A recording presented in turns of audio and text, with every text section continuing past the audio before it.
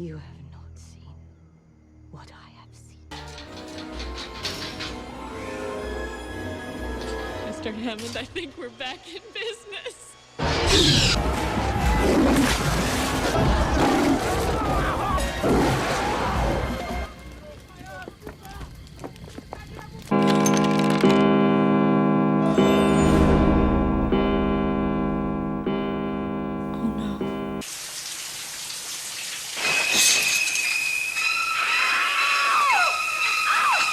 Will do you last.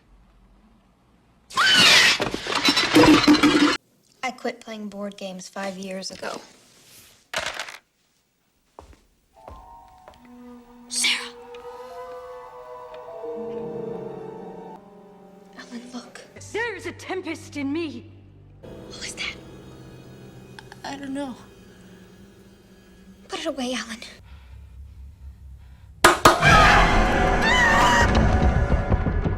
After watching horrifying movies, terrifying monsters, blood-curdling scenes, and I'm not even yet getting to the horrifying monsters in traditional classics, I'm just talking about Rings of Power right here, I need a real pick-me-up. And I'll be 100% honest, one of the few things that's gotten me through watching the Rings of Power in recent weeks has been that the anime, The Maid I Recently Hired, premiered just a couple of days right after the episode. So once I'm done watching a Rings of Power episode, analyzing it, doing the recordings for audio, putting together the video, I could relax and watch an anime that was just feel good. And that's absolutely what The Maid I Recently Hired is. Ultimately, it is a feel-good, fluffy rom-com. Does it have a ton of substance? Does it change the narrative in any kind of way? Does it push forward romantic storytelling? Absolutely not. And that's totally fine. Not every story needs to be an absolute revolution of the genre.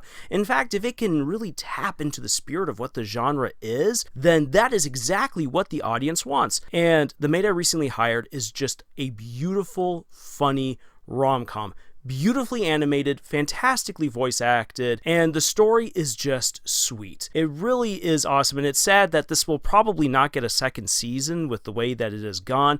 It was released at a really awkward time in the middle of the summer season, ending not even when the next season is primed to go, and with a shorter episode count. It was just odd. And so, as a result, I fear that this anime is not going to get the attention that it rightfully deserves. So I'm quickly taking this moment to really advocate for The Maid I Recently Hired as Mysterious. It is a fantastic show to watch. Really give it a chance. But as I was thinking about this, as the anime came to a close and that I would no longer have this show to fall back on for the last episode of the Rings of Power, and we have entered into the spooky month of Halloween,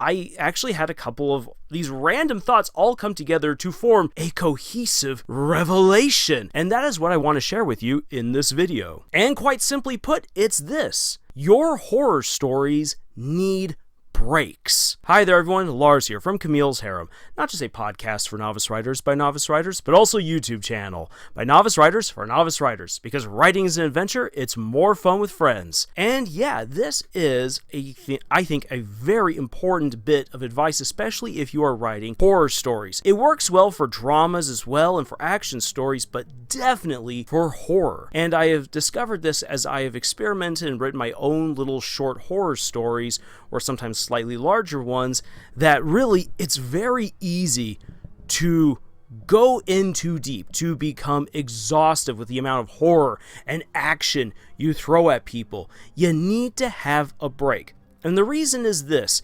Number one, you need to have a chance for your characters to kind of recollect themselves within the story, so that way they can better understand their situation, make choices or plans that will be logical within the story, that help to move the plot along in a way that is reasonable and doesn't feel like you as the author are just forcing it to be so. But secondly, taking breaks is very important for the audience. You see, People come to a horror story to be scared as they open up to the first page or as they watch it on the big screen and the theater goes dark. They are there to be scared. But the thing is this, is that if the story just quickly cranks it all the way up to 11, goes balls to the walls, mad with horror, and for the next hour and a half to 2 hours is nothing but scare after scare after scare, the audience will be exhausted, and that will lead to a number of things. One is this: they'll just grow bored because, like, okay, I've gotten all of these scares,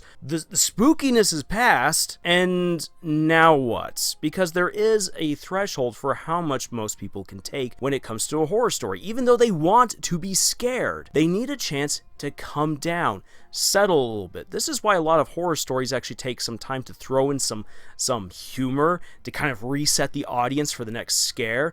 Also, they will take breaks where the characters have a moment where they get away from the monster, get away from the killer, or get away from the bad situation, recollect themselves, and then prepare for the next spooky twist, jump scare, the next chase scene, what have you. Another thing that can happen if you don't have these breaks is that besides people growing bored, they will start nitpicking what they see. If you see the monster constantly in front of you, it loses what made it spooky and mysterious, and then people will be like, well, why is the monster like that? Why is the killer acting this way? This doesn't make any sense. Why did the character make this dumb decision? And in fact, that's actually kind of a hallmark of bad horror stories, is that the teenagers always make stupid decisions, or the protagonist will somehow just magically survive all of the horrific things bumbling along as the side characters, who are the cannon fodder, just die because, well, we need something to happen. Action, action, action. Scare, scare, scare. Jump scare, jump scare, jump scare. That is not good storytelling. That is just pumping a story full of horrific things.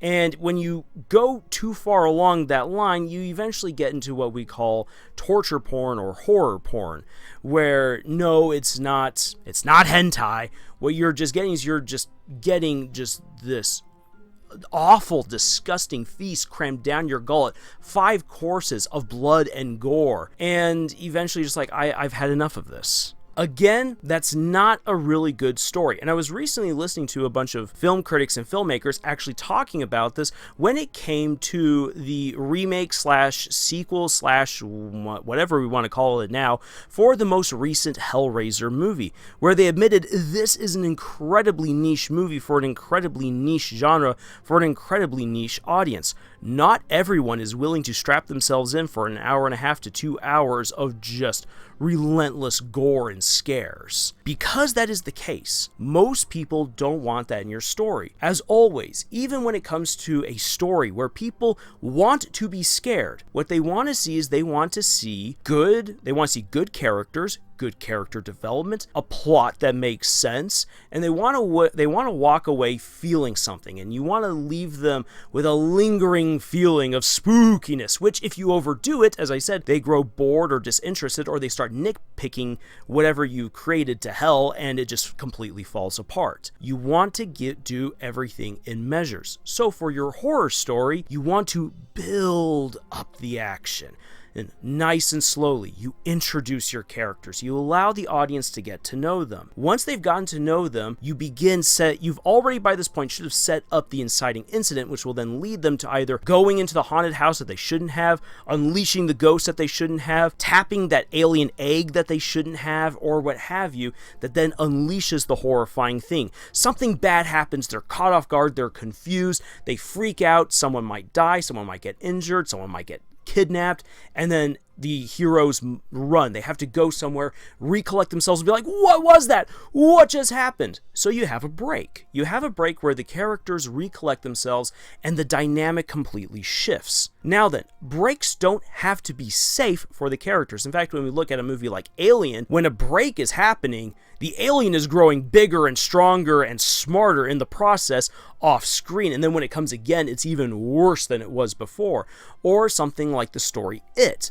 Just because the kids managed to run away and they plan what they're going to do next doesn't mean that Pennywise has in any way decided to take a break. No, Pennywise is preparing for the next scare. And so that's actually something that you want to do in a horror story. The break allows for the protagonist to recollect themselves, but the break also allows the antagonistic force or the monster, the villain, to prepare for the next phase. So everyone is being proactive within the story. And again, that actually helps drive things. That makes the monster or the killer very interesting, and that allows for the main cast to really show their autonomy within the story. Now, we can easily get very formulaic right here about how you have one scare, then another scare, and then either the third scare is the big one, or it's the penultimate scare that then leads to the massive climax.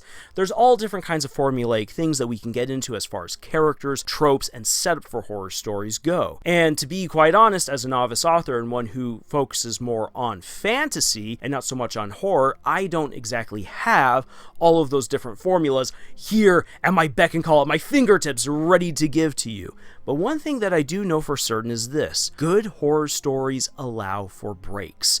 Having those breaks present allows the audience or the reader to rest and recollect themselves. It allows for the hero or heroes to rest and recollect themselves and recenter themselves, possibly learn important information that helps move the plot along, and it also allows the monster or the villain to prep themselves for the next part of the story. A break is very essential.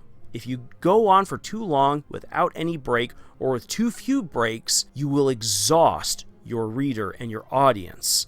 The characters and everything else might make sense within that relentless crush of fright and run, but this is where you have to consider who your audience is and how they will react to the story, and realize you can only scare someone so much before they begin to grow disinterested, either because now they've gotten used to the monster, or because their fear factor, their fear meter has been met, they've gotten plenty scared, they've gotten what they wanted, and now they're calming down, or they're really scared, they're feeling very uncomfortable with what's going on here, they can't take much more, and so they decide to check out.